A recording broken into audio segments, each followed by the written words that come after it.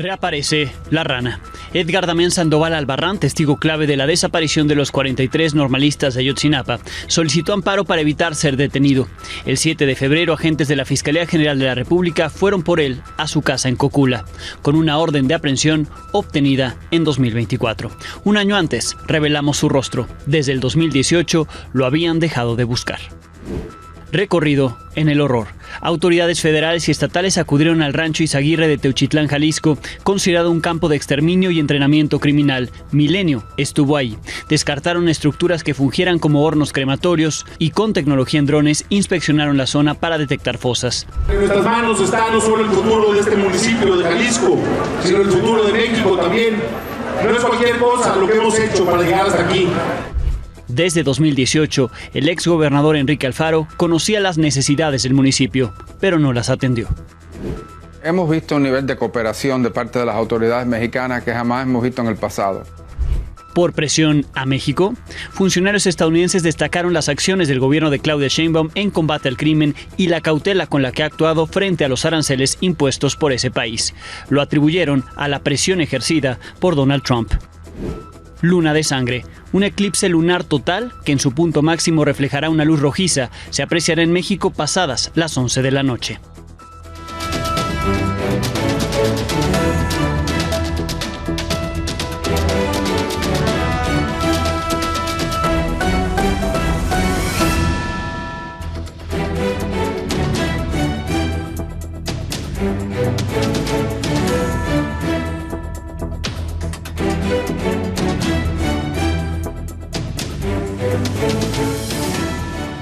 Muy buenas noches. Edgar Damián Sandoval Albarrán, alias La Rana, reapareció.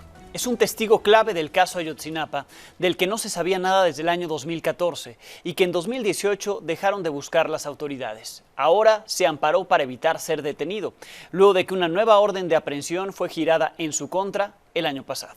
En el recurso judicial en poder de Milenio y revisado por mi compañero Rubén Mozo, queda asentado que este año 2025, agentes de la Fiscalía General de la República fueron a buscarlo a un domicilio en Cocula, Guerrero, de donde es originario, donde estaban sus familiares. Según el relato de La Rana, en el amparo, eso ocurrió el 7 de febrero a las 3 de la tarde.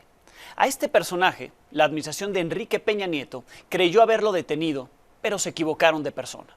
Luego de la intervención de la Comisión Nacional de Derechos Humanos y de un trabajo periodístico difundido en Milenio por Galia García y Carlos Puch, ese hombre, la falsa rana, fue liberado. Pero nada se supo del verdadero rana, de Edgar Damián Sandoval Albarrán. En el 2023 le di a conocer en Milenio Televisión la fotografía de él, la verdadera rana, que forma parte del expediente judicial del caso, junto con algunos detalles sobre el papel que jugó en la noche de Iguala, según los dichos de otros miembros de Guerreros Unidos. Sus apodos, Rana o Güereque, fueron reiteradamente mencionados por otros de los detenidos que presuntamente participaron en la desaparición de los 43 estudiantes normalistas de Ayotzinapa. Fuerzas federales lo buscaron desde el 2014 y en 2018 creyeron haberlo detenido, pero se equivocaron de persona. La verdadera rana siguió prófugo, a pesar de la información con la que la PGR y ahora la FGR cuentan de él. Huyó a Los Ángeles, California, Estados Unidos, país al que no se le ha solicitado su detención con fines de extradición. La actual Fiscalía General de la República desistió de buscarlo. Antes de que se agregara su fotografía al expediente, la PGR contaba con un retrato hablado que peritos realizaron a partir de las declaraciones de sus cómplices. La hoja del retrato incluye la leyenda La Rana o Güereque o Edgar y entre paréntesis sicario. También está ahí su verdadero nombre, Edgar. El documento detalla que en 2014 su edad aproximada era de 27 años, que como señas particulares tenía una cicatriz en la muñeca de la mano izquierda, de 1 centímetro aproximadamente, un lunar con pigmentación en el mentón y piercings en ambas orejas, 2 tatuajes, uno con la figura de una rana color verde en la espalda y otro con la figura de 3 flamas color verde cerca de la muñeca de la mano izquierda.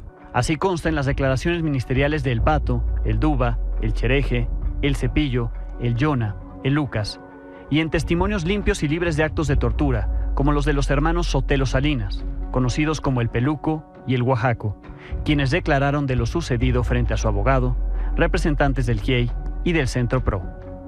Otro relato de alto valor probatorio y que menciona a la rana o huereque es la entrevista desclasificada, obtenida por Milenio vía transparencia, que Juan Miguel Pantoja Miranda el Pajarraco dio a visitadores de la CNDH cuando estuvo detenido en 2018.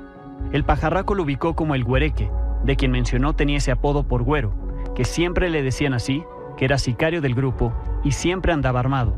Al presentarle la fotografía, de puño y letra, escribió: "Es el verdadero Rana". Pues este sujeto, alias La Rana, reapareció en esta solicitud de amparo para evitar ser detenido luego de que la Fiscalía General de la República fue por él el pasado 7 de febrero a un domicilio en Cocula, Guerrero. Se creía que había huido a California, podría estar allá, pudo haber regresado. La Fiscalía General de la República cree que está en Cocula y por eso lo fue a buscar ahí sin éxito. Hoy su amparo se está discutiendo entre quién tiene la competencia, donde lo tramitó en el Estado de México o en Guerrero, donde tiene su domicilio. Será un tribunal especializado el que defina cómo es que se le dará curso a esta solicitud de protección que este sujeto tramitó apenas hace unos días. Junto con La Rana hay otros personajes clave de la noche de Iguala que siguen sin ser detenidos, como Juan Miguel Pantoja el Pajarraco, cuyo testimonio le presenté en 2021, señalando que a los jóvenes los mataron en el basurero de Cocula. A pesar del valor judicial de su entrevista ante visitadores de la Comisión Nacional de Derechos Humanos en los días que estuvo detenido, lo soltaron y jamás lo volvieron a buscar. Otros actores relevantes son el Pato, el Chereje, el Oaxaco y el Peluco, y los recién reaprendidos, Marco Antonio Ríos Berber, Felipe Rodríguez, Gildardo López Astudillo el Gil, Alejandro Benítez el Cholo, David Cruz, Martín Alejandro Barrera y el recién deportado desde Estados Unidos, Ariel Núñez, ex policía municipal de Huitzuco. ¿Hacia dónde irá ahora la investigación del caso con estos personajes en la mira? Veremos. En Jalisco hoy se sumó la Comisión Nacional de Búsqueda a los trabajos de investigación en el rancho de Teuchitlán, este rancho del horror, que era utilizado como campo de entrenamiento y exterminio. Integrantes de colectivos de búsqueda informaron el hallazgo de más restos humanos y la existencia de un cuarto horno de cremación.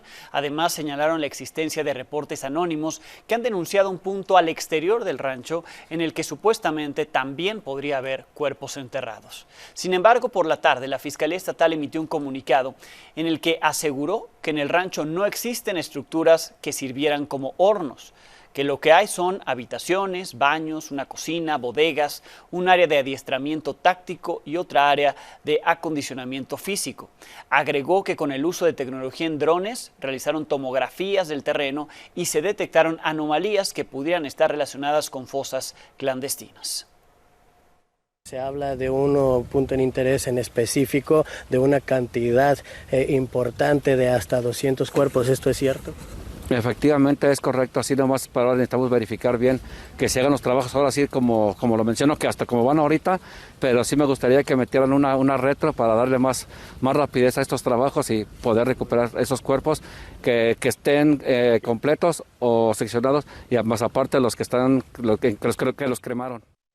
Me enlazo con Omar Hernández, que estuvo dentro del rancho y vio los trabajos que ahí se realizaron. Buenas noches, Omar. Gracias, Alejandro. Buenas noches. Este jueves ingresamos a las entrañas de este rancho del terror, acompañando a las activistas encabezadas por el colectivo Guerreros Buscadores de Jalisco, que fue el responsable de darle seguimiento a las denuncias anónimas la semana pasada. Se notó la ausencia de Indira Navarro, representante de este colectivo, quien está resguardada, ha tenido amenazas y está bajo el cuidado de las autoridades. También se encuentra enferma. Las activistas le enviaron saludos y su pronta recuperación. En este sentido, también hay una serie de trabajos, como ya lo comentaste, muy relevantes con tecnología de punta, aparatos que prácticamente pues revisan el subsuelo para detectar anomalías, y con esto lo que ya informaste, pues un barrido del subsuelo para detectar los crematorios, los posibles crematorios o situaciones en el terreno. Por aire también en las inmediaciones al rancho se está sobrevolando para verificar que ya aquí sí hubo de alguna manera hallazgos que van a estar verificando ya en trabajo de campo sobre estructuras que pudieron ser utilizadas para enterrar clandestinamente los cuerpos. A pesar de que la Fiscalía General de la República ya tomó el control de la investigación, la Fiscalía Estatal sigue al pendiente y estará revisando, atendiendo a las personas que hayan identificado alguna prenda, ya sea dentro de Jalisco o también de manera exterior. Si te parece, vamos a escuchar a las autoridades. Si se trata de una persona que esté en otro estado, a través de su Ministerio Público en Guanajuato, su Ministerio Público en Zacatecas, su Ministerio Público donde esté, puede pedirme una colaboración para que yo haga lo que ellos me indiquen respecto a las prendas sin ningún problema. Si la persona dice, yo no quiero una colaboración porque eso es muy tardado, yo soy de Zacatecas, pero voy a ir a Jalisco, lo atenderé. Omar, dos cosas que me gustaría preguntarte. Lo primero, ¿qué se dice sobre los hornos que podrían funcionar como crematorios? Porque vimos el pronunciamiento de colectivos que aseguran haber encontrado un cuarto en este recorrido, mientras que leía yo el comunicado de la Fiscalía Estatal descartándolos. Tú que estuviste ahí, ¿qué se sabe de estos lugares donde pudieron cremar a las personas? Las activistas buscadoras están en un papel 100% de observadores, okay. No están ya en la prospección, ya no están realizando trabajos de campo, es decir, toda la información que reciben es a través precisamente del mapeo que hacen las autoridades, a través de estos comentarios, a través de lo que han escuchado, es precisamente que se están dando estas versiones de manera oficial, pues solamente lo que han dicho las autoridades, como te repito, ya no están saliendo propiamente al terreno a hacer excavaciones y hacer trabajos de investigación. Bien, finalmente, ¿qué es estar ahí, Omar? Porque estuvo nuestro compañero Víctor Hugo Ornelas hace algunos días, pero apenas se daba a conocer la historia. Después de todo lo que hemos visto, del horror que ahora sabemos con los testimonios que también hemos dado a conocer acá, ¿qué es estar ahí, Omar? Ya es una situación diferente en el sentido de que ya está todo acomodado, ya está embolsado, ya están trabajando, hay un ambiente diferente, pero esa sensación, esa energía, el estar ahí en el cuarto donde los delincuentes se enfrentaron con la Guardia Nacional, todavía los vidrios rotos, definitivamente te transporta una energía bastante extraña, y que es lo que las madres buscadoras están resintiendo, y precisamente piden a las autoridades tener más empatía con las y los desaparecidos. Por supuesto, Omar, te agradezco muchísimo. Estamos al pendiente, buena noche. Bien, gracias, Omar Hernández. La presidenta Claudia Sheinbaum pidió investigar qué pasó con el resguardo de esa zona que hizo la Fiscalía de Jalisco en su momento desde septiembre pasado. Pidió que se dé a conocer toda la información sobre lo que se encontró en el predio, además de que no se saquen conclusiones anticipadas. Hoy, por ejemplo, nos informaron que hubo un operativo en este mismo lugar que ha salido en los medios en septiembre del 2024. Quien se quedó en resguardo de este inmueble es la Fiscalía Estatal. Habría que ver exactamente qué pasó con la Fiscalía Estatal en el resguardo. No porque haya algo mal, no presumimos previamente que hubiera habido algo mal. Segundo, necesitamos la información de qué hay en el predio, qué se encontró, porque lo que hay es información de los grupos de buscadores, algo de información que ha dado el gobierno estatal. Pero es importante, primero que nada, hacer la investigación antes de plantear conclusiones. Tienen que deslindarse las responsabilidades a partir de la información y la investigación. Ahí también respondió a la conferencia del Episcopado Mexicano, que ayer en un comunicado expresó indignación por el hallazgo del lugar en Teuchitlán y expresó preocupación porque existan muchos sitios así en México, considerando que, cito, esos hallazgos ponen en evidencia la omisión irresponsable de autoridades de los 3 niveles de gobierno ante la desaparición de personas. Critica en este comunicado la conferencia del Episcopado que, cito, mientras se presume que bajan 15% los homicidios dolosos, se trata de ocultar que las desapariciones crecen 40%. Para la presidenta Claudia Sheinbaum, la conferencia del Episcopado no tiene información correcta. No tiene la información correcta el Episcopado. En 15 días vamos a informar sobre el número de carpetas de investigación de desapariciones también. Que recuerden que en las carpetas de investigación de desaparición se hace la denuncia y hay que esperar unos días también para ver si fue hallada la persona. Porque hay esta idea de que hay más desapariciones que homicidios. No es verdad. En desapariciones, pues cuando una familia no encuentra a su familiar, pues de inmediato va a la fiscalía. La cifra negra puede haber algo que no se denuncie, pero en general se denuncia a las fiscalías, las familias acuden y con gusto le pedimos ahí a la secretaria de Gobernación pues que entre en contacto con ellos para explicarles que no es así. ¿Qué cifras está utilizando la Conferencia del Episcopado para decir lo que dijo? Son cifras del propio gobierno federal. Comparamos los datos de homicidios dolosos y feminicidios con los reportes por año de desapariciones en el Registro Nacional de Búsqueda. A partir del 2020 se puede ver una tendencia a la baja de las muertes violentas, mientras que el registro de las desapariciones va en aumento, tendencia que se mantuvo en el 2024 y en los primeros meses de este año 2025. Entre el 2018 y el 2024, los registros de muertes violentas cayeron 10.9%, mientras que los reportes de desapariciones aumentaron 87%. Como dice la presidenta, en 2 semanas nos informarán el dato de carpetas de investigación abiertas por desaparición y veremos si coincide o no con los reportes de desaparición y si la cifra es similar o no. Volviendo al horror de Teuchitlán, desde hace una década se tiene registro de campos de exterminio en esa zona de Jalisco. Y hasta el exgobernador, Enrique Alfaro, se comprometió cuando llegó al cargo en 2018 a atender ese municipio, Teuchitlán, cosa que evidentemente no hizo. Este es un trabajo de Jorge Martínez. Estas son imágenes del rancho Los Amiales, un campo de exterminio del cártel Jalisco, también ubicado en Teuchitlán, descubierto por la Fiscalía Estatal en agosto del 2015. Así que, desde hace casi 10 años, las autoridades sabían que este grupo criminal operaba este tipo de sitios en la zona. Los Amiales están dentro de un predio de 50 hectáreas ubicado en las faldas del volcán de Tequila. En su mejor época, llegó a tener hasta 500 cabezas de ganado fino y al menos medio centenar de caballos pura sangre. De acuerdo con las investigaciones y datos de inteligencia a los cuales Milenio tuvo acceso, en 2013, miembros del cártel de las 4 letras irrumpieron en el predio para asesinar al dueño y a 6 empleados. Durante 2 años, los sicarios de El Mencho utilizaron este lugar como guarida y campo de exterminio de sus rivales.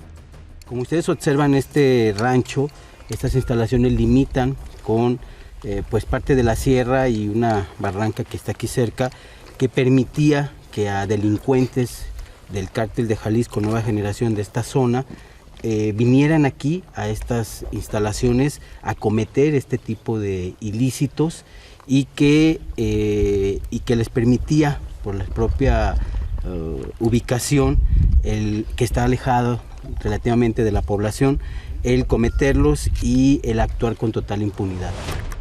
Por aquel tiempo, las autoridades dedujeron que los criminales fusilaban a sus víctimas, pues se encontraron cientos de impactos de bala y manchas hemáticas en las paredes y el suelo. La Fiscalía inició 9 carpetas de investigación por igual número de homicidios, pero siempre sospechó que fueron más.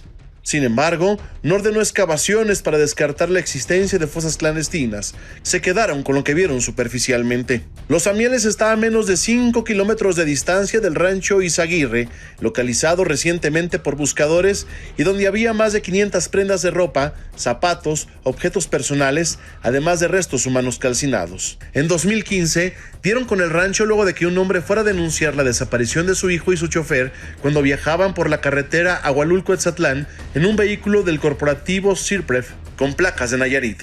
El mes de julio del año 2015, en un sobrevuelo que se hizo, en una revisión, se localizaron aquí 2 cuerpos más de jóvenes que habían sido privados ilegalmente de su libertad del municipio de Agualulco del Mercado, y se localizaron 3 vehículos. El entonces fiscal Eduardo Almaguer solicitó la extinción de dominio del predio, pero se desconoce si efectivamente quedó en manos del Estado. En 2018, cuando Enrique Alfaro era candidato de Movimiento Ciudadano a la gubernatura de Jalisco, aseguró que en sus manos estaba el futuro de Teuchitlán y de toda la entidad, el mismo lugar que hoy está en boca de todos por las atrocidades que ahí se cometieron. En nuestras manos está no solo el futuro de este municipio de Jalisco, sino el futuro de México también.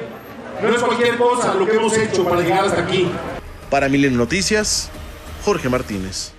En Tamaulipas, donde el vocero estatal Jorge Cuellar sigue negando la existencia de campos de exterminio en esa entidad, los colectivos de búsqueda han mostrado su descontento y piden al gobernador Américo Villarreal, que releve del cargo al vocero. Recordemos que entre 2019 y 2024 la Comisión Nacional de Búsqueda, que depende de la Secretaría de Gobernación, reconoció al menos 3 sitios de exterminio en 3 municipios de ese estado. A lo mejor ya lo olvidó el vocero estatal, pero la propia Secretaría de Gobernación lo tiene documentado. El colectivo Amor por Nuestros Desaparecidos compartió con este espacio la ubicación de más de 20 sitios de interés donde encontraron restos humanos y señas de violencia. Esos lugares ya fueron abandonados por la Fiscalía del Estado después de una primera inspección, es decir, hicieron una inspección superficial y después ya no volvieron ahí. Podrían ser usados nuevamente por el crimen organizado, esperemos que no, pero si nadie atiende estos lugares, se podría convertir en un nuevo Teuchitlán, pero allá en Tamaulipas.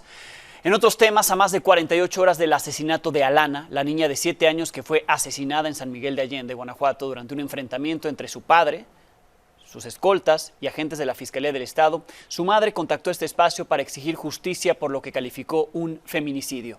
En entrevista con mi compañero Emir Castañeda, la señora Mariana Almanza aseguró que la Fiscalía de Guanajuato fue negligente por realizar un operativo con violencia para detener a su esposo un día después de que él mismo se presentó en las instalaciones sin que se le notificaran sobre una orden de aprehensión en su contra.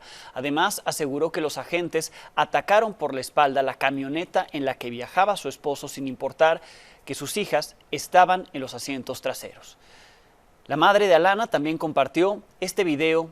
Es un video de su cuñada, quien es la responsable de la acusación en contra de su esposo y a quien calificó como una persona violenta, de quien han sufrido amenazas de muerte desde el año 2024, el año pasado, y con quien se pelea una herencia millonaria. Esta es ella golpeando a una persona. Ellos lo que dicen es que esta persona denunció a su esposo y por eso toda la persecución en su contra. Esto no debe quedar impune. Yo suplico y pido por justicia, no solo para mi hija, porque pues mi hija no hay nada que me lo repare, pero para mi esposo. Creo que parte de esa justicia que necesitamos como familia es que él esté aquí con su otra hijita que lo espera, que no sabe, que me pregunta si su papá está muerto. También quiero que hagan pagar a Elaine, porque por sus denuncias falsas también tiene responsabilidad. 5 familias de Nayarit presentaron una demanda civil en Estados Unidos contra el exfiscal de esa entidad, contra Edgar Beitia, alias El Diablo, quien desde febrero de este año dejó de estar bajo custodia de las autoridades de Estados Unidos, por lo menos del Buró Federal de Prisiones. Está acusado de narcotráfico.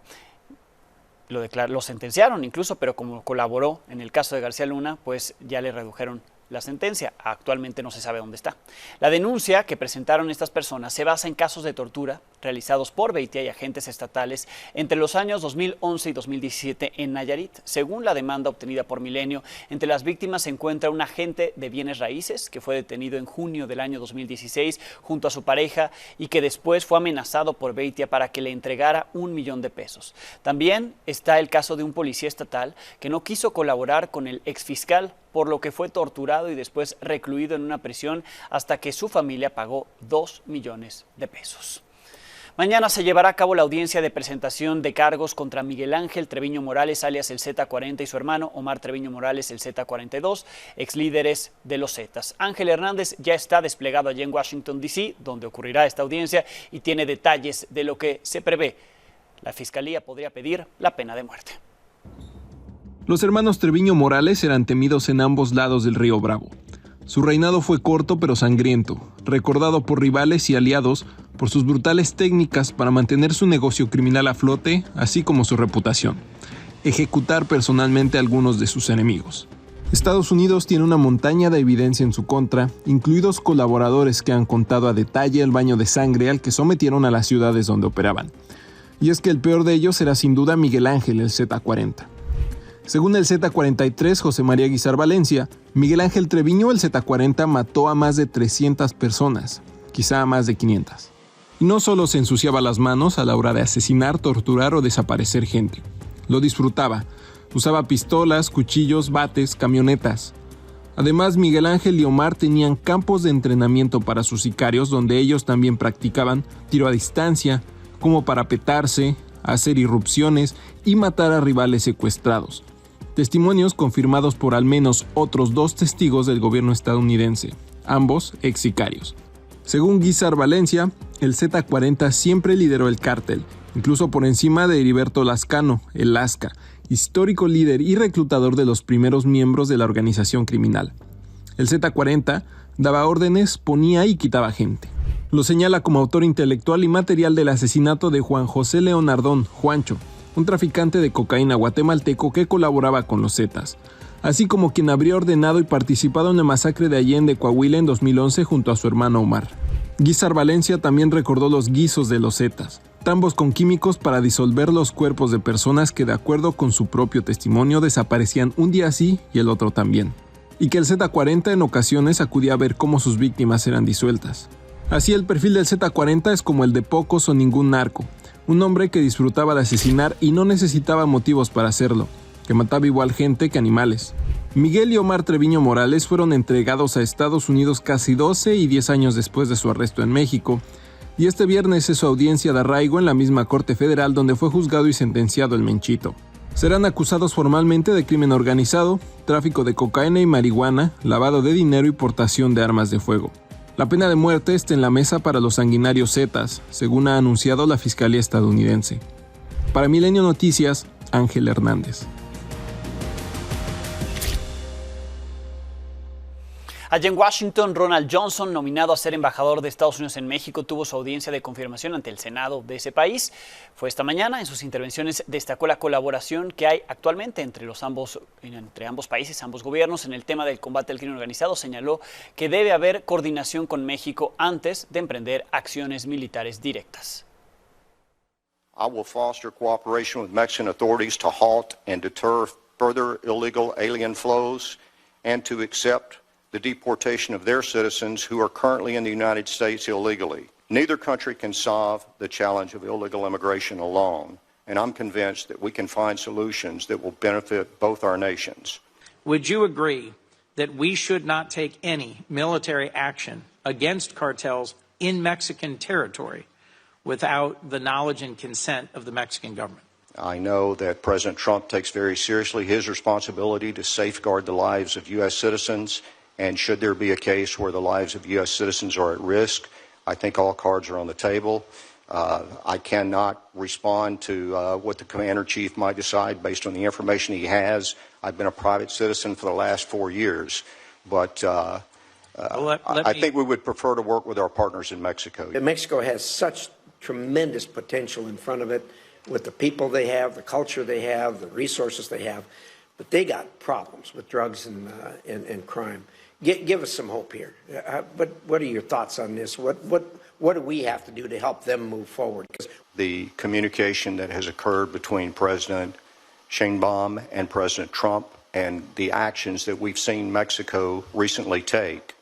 2 weeks ago today, we had a senior Mexican delegation here in Washington, D.C., and they met with Secretary Rubio. I believe the Secretary of Defense was there, and the Attorney General was also there. And as a result of that meeting, we saw the extradition of 29 criminals that were engaged in some of the activities that are harming Americans. And I believe we've seen additional arrests made based on information that was obtained from them already, and I think we'll see more. The other thing that occurred back in Mexico is we've seen a tightening of security against the cartels that has been done by the Mexican authorities. I'm hearing rumors that some cartel members are reluctant to leave their compound now, and that's very good news. Para Ron Johnson, quien trabajó cerca de 20 años en distintos cargos dentro de la Agencia Central de Inteligencia, la CIA, el oír rumores no sería algo que a él no le conste. Es decir, seguramente tiene esa información y aquí la muestra. En México comenzaron a ser movilizadas tropas militares en Tamaulipas, Nuevo León y Sonora. ¿La razón? Mandos militares consultados por Milenio explicaron que desde el 27 de febrero, cuando los 29 capos del narco fueron trasladados a Estados Unidos, el contacto entre agrupaciones criminales quedó totalmente roto, por lo que inició una disputa para tomar el mando en distintas regiones del país. Esta situación fue detectada principalmente en las distintas células del Cártel del Golfo y del Cártel del Noreste, en los casos de Tamaulipas y Nuevo León, y del Cártel de Caborca en Sonora. Por esta razón, en Tamaulipas, la defensa tiene a su disposición 3.300 elementos, en Nuevo León operan 1.950 y en Sonora 2.600 efectivos. Esta movilización es independiente a los operativos de seguridad de la Guardia Nacional en la frontera norte. El secretario de Estado de Estados Unidos, Marco Rubio, reconoció en entrevista para Fox Noticias que la cooperación que hay con las autoridades de México no se había tenido antes, pero que sigue sin ver un progreso en el tráfico de drogas, o en el combate al tráfico de drogas, que aún hay cosas por hacer. Por ello, siguen las amenazas de Donald Trump en materia arancelaria, así lo dijo. Hemos visto un nivel de cooperación de parte de las autoridades mexicanas que jamás hemos visto en el pasado. Los mexicanos también dicen que las armas que están utilizando estos carteles vienen procedentes de Estados Unidos y estamos dispuestos a ayudarlos a controlar eso, y hemos tenido esas conversaciones con ellos. Hemos visto cifras en la frontera histórica. Podemos decir que en el mes pasado la cantidad de personas cruzando, viniendo a Estados Unidos ilegalmente a través de la frontera del sur es casi cero. Es increíble y es un logro que representa la presión que ha puesto Donald Trump a través de los tariffs. Por otra parte, la droga sigue entrando y eso sabemos que esas cifras no han cambiado. Y eso también viene a través de esos carteles que tienen una red poderosa, que empiezan la frontera, pero tienen también presencia dentro de Estados Unidos. Aunque hemos progresado en el tema migratorio, no ha habido suficiente progreso todavía en el tema de la droga, y es por eso que él ha seguido amenazando sobre estos tariffs como consecuencia de lo que está pasando. Otro elogio para México vino del secretario de Comercio de Estados Unidos, Howard Lutnick, quien reconoció la postura de nuestro país y de Reino Unido para abstenerse de aplicar aranceles recíprocos como ya lo han hecho Canadá y la Unión Europea ante los que impuso Estados Unidos.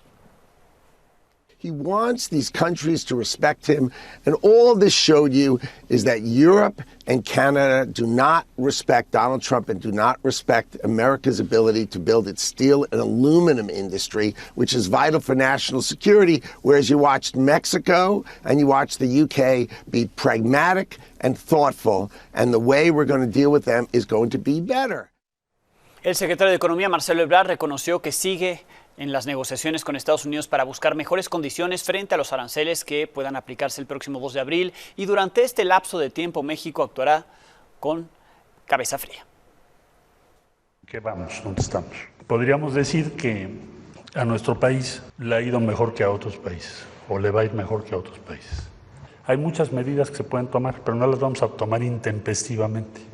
Tenemos que, desde luego, lograr que lo que se presente a partir del 2 de abril, México esté en mejor condición que cualquier otro país. Esa es la meta. Vamos a tener pláticas, sí, estas semanas, muy intensas, planteando los puntos de vista de México sobre la base de lo que les acabo de decir. Entonces actuaremos con sangre fría, la instrucción, firmeza y conseguir la mejor posición posible de México respecto a cualquier otro país. No les puedo dar detalles de la negociación porque sería una imprudencia, porque no ha concluido. Alguien me dice, hoy están en conversaciones diario. ¿Cuántas reuniones ha habido? Muchísimas. Y va a haber más. Y no vamos a cejar pues hasta que logremos lo que nos ha instruido la presidenta Claudia Sheinbaum.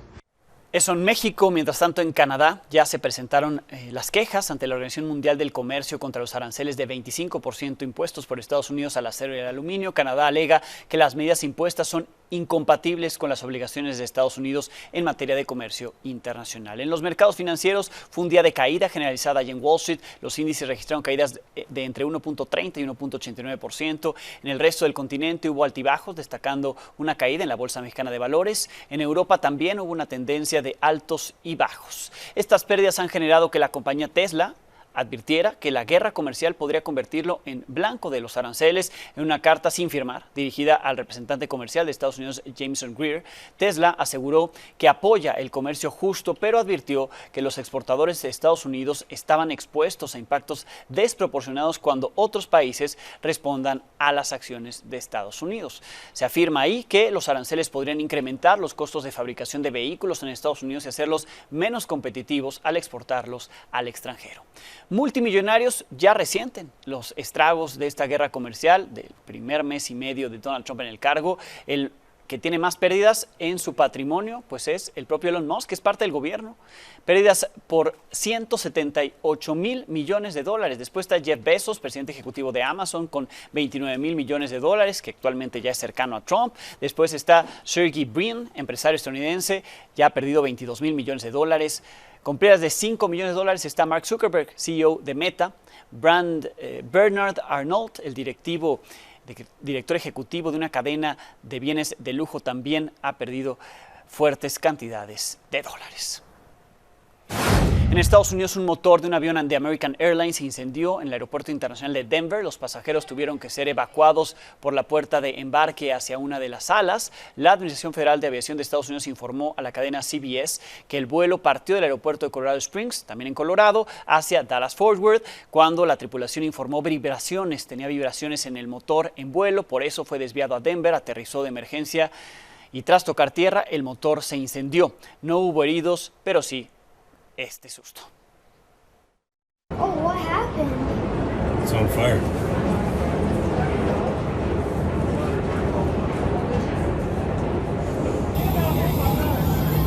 Oh my God, I'm not even bullshit.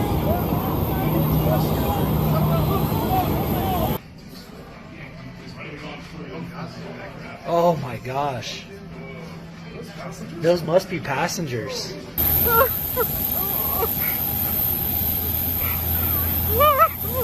Pausa y volvemos.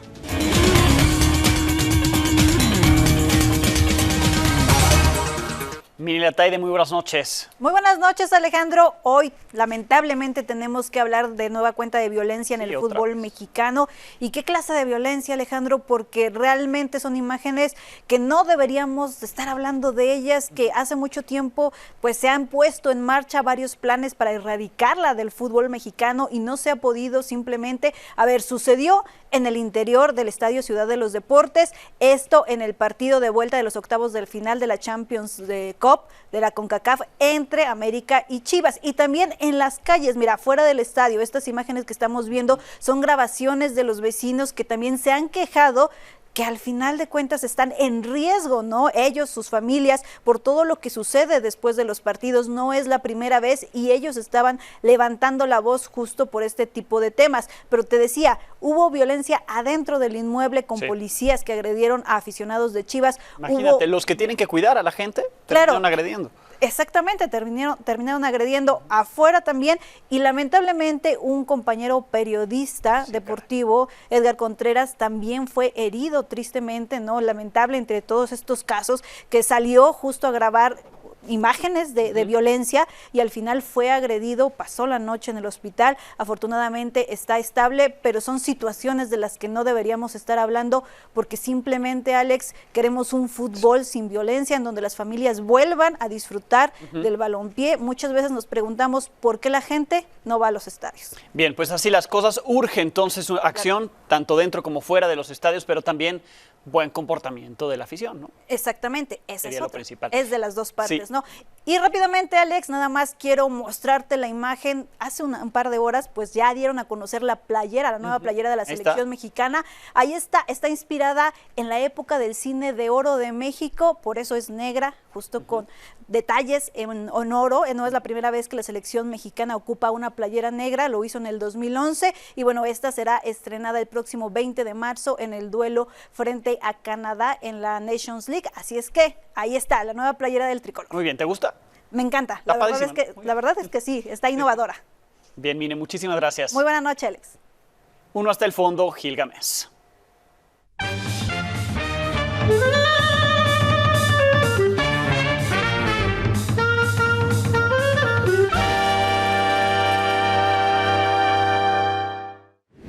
Gil cerraba la semana en la oscuridad del pesimismo. Se cumplían 5 años de la pesadilla sanitaria que devastó al país y al mundo, el COVID-19. Blanca Valadez ha escrito un resumen escalofriante de esos días negros en su periódico milenio. Mientras las autoridades de la salud le sacaban el bulto a la tragedia, los trabajadores de la salud, médicos y médicas, empleados administrativos de los hospitales, salvaron vidas muchas veces a cambio de la suya. No fueron pocos los científicos que denunciaron la irresponsabilidad criminal del gobierno. Entre ellos, 2 personajes tomaron el lugar que el gobierno dejó desierto. Ellos fueron los médicos Francisco Moreno y Alejandro Macías, colaboradores, por cierto, del libro La ciencia perdida que publicó Calle Arena en el año 2024. Escuchen ustedes al doctor Moreno. El 27 de febrero de 2020 se informó oficialmente del primer caso de COVID en México.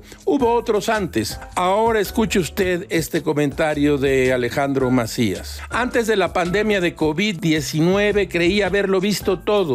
Tengo que decir que en mis 4 décadas de médico he trabajado en México y el extranjero, en instituciones públicas y privadas, ricas y pobres. Lo que me faltaba ver era un sistema de salud ideologizado, colapsado y económicamente quebrado. Cadáveres usualmente desalojados de los hospitales con pudor, evacuados sin sigilo, filas de ataúdes en los crematorios y gente de toda condición económica clamando por una cama de hospital o un tanque de oxígeno. Todo es muy raro, caracho, como diría Francis Bacon. El cuerpo sano es el hospedaje del alma, el enfermo, su prisión. Y antes de despedirnos, ya estamos aquí al exterior, en la parte más alta del complejo de Grupo Multimedios, aquí en el centro histórico de la Ciudad de México, porque esta noche y madrugada es día de eclipse lunar total. Será perceptible aquí en la Ciudad de México, ya se observa la luna, unos minutos de que comience este eclipse total. Se conoce como luna de sangre por el color rojizo que tomará la luna en el punto máximo de este eclipse. Este evento comenzará poco después de las 11 de la noche, es decir, en unos cuantos minutos llegará a su punto máximo cerca de la 1 de la madrugada ya de este viernes. Así es que la luna ya está lista para que todos ustedes la observen. Cielo despejado aquí en la Ciudad de México, y así como la están viendo en pantalla, la podrán ver a partir de los próximos minutos, pasadas las 11 de la noche, y a la 1 de la madrugada, le repito, es el punto máximo del eclipse cuando se verá más rojiza. Luna de sangre. Los dejamos con estas imágenes. Mañana tendremos algo nuevo que contarle a las 22 horas.